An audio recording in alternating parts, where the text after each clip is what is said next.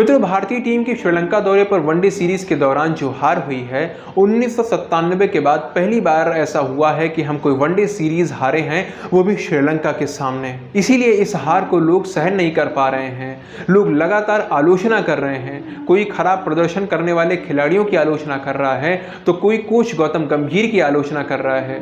मित्रों, ये one day series Gautam गंभीर के कोचिंग काल के दौरान भारतीय टीम द्वारा खेली गई पहले वनडे सीरीज थी और इसी में हार का सामना करना पड़ गया, वो भी इतनी शर्मनाक हार का।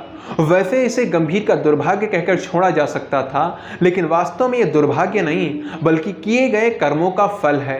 क्योंकि जब विश्व विजेता टीम किसी छोटी टीम के सामने एक दो बार नहीं बल्कि पूरी सीरीज में बार बार ऑल आउट हो जाए तो इसे आप दुर्भाग्य नहीं कह सकते हैं। दुर्भाग्य एक दिन के लिए कहा जा सकता है कि हाँ, ये दिन भारतीय टीम का नहीं था, सारे खिलाड़ी जल्दी आउट हो गए, हमारे लिए बुरा था, हम ज्यादा कुछ कर नहीं पाए। लेकिन जब ऐसा बार बार हो तो ये दिखता है कि आप कुछ गलत कर रहे हैं। आपकी गलतियों के कारण आप पराजित हो रहे हैं, आप असफल हो रहे हैं, ना कि अपने दुर्भाग्य के कारण। ऐसे में गौतम गंभीर द्वारा कुछ बड़ी बड़ी गलतियां की गई हैं जिन पर लोग प्रश्न पूछ रहे हैं। सबसे पहले और सबसे बड़ी गलती तो टीम का चयन करने में की गई। संजू सैमसन और ऋतुराज गायकवाड़ जैसे खिलाड़ियों को मौका नहीं दिया गया, जबकि वो अच्छा कर सकते थे। इसके साथ ही श्रीलंकाई स्पिनर्स का सामना करने के लिए कोई भी बल्लेबाज था ही नहीं हमारे पास, जबकि यहाँ पर सूर्य कुमार यादव जैसे खिलाड़ी बहुत उपयोगी सिद्ध हो सकते थे। अपने स्वीप शॉट की बदौलत वो स्पिनर्स का सामना कर सकते थे, लेकिन उन्हें केवल T20 वाला बोलकर टीम से बाहर कर दिया गया। इसके साथ ही इन्होंने ये भी नहीं सोचा कि नंबर 1 या नंबर 2 यानी ओपनर्स खिलाड़ी के लिए कोई विकल्प लेकर चलें। आप मैच जीतेंगे या हारेंगे, यह बहुत कुछ आपकी ओपनिंग जोड़ी के ऊपर निर्भर करता है। ओपनर के तौर पर रोहित शर्मा ने तो अच्छा काम किया, लेकिन शुभमन गिल हर बार असफल रहे। लेकिन उनका कोई विकल्प उपस्थित न होने के कारण उन्हें बार बार मौका दिया ही गया। लेकिन आप T20 विश्व कप के लिए चुनी गई हमारी टीम को देखिए, वहां पर ओपनिंग करने के लिए यशस्वी जायसवाल हमेशा उपस्थित रहे हैं।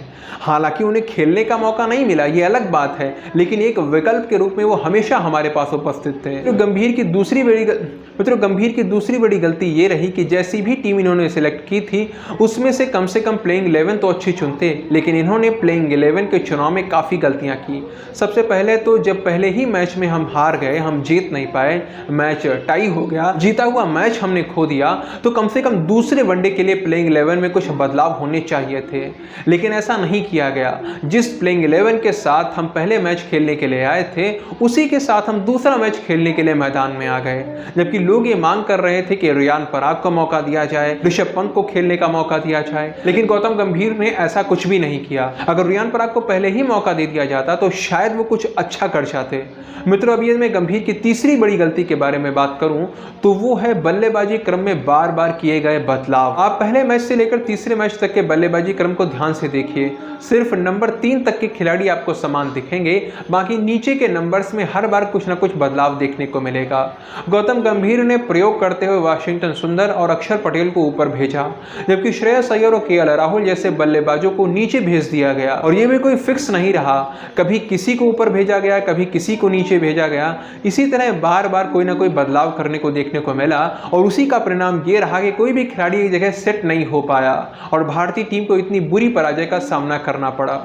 अब तो प्रश्न ये उठने लगा है कि हम लोग तो चैंपियंस ट्रॉफी जीतने के लिए निकले थे, लेकिन यहाँ तो श्रीलंका जैसी छोटी टीम ने ही क्लीन स्वीप कर दिया, 2-0 से प्रतियोगिता अपने नाम कर ली। अब ऐसे में क्या सच में हम चैंपियंस ट्रॉफी में भाग लेने के अधिकारी हैं और क्या हम सच में जीत पाएंगे? ऐसे कई सारे प्रश्न भारतीय क्रिकेट प्रशंसकों के मन में आ रहे हैं। इसीलिए लोग लगातार आलोचना कर रहे हैं, लगातार लिख रहे हैं। मित्रों, आपके मन में क्या है, आप भी कमेंट्स में लिख कर बता सकते हैं।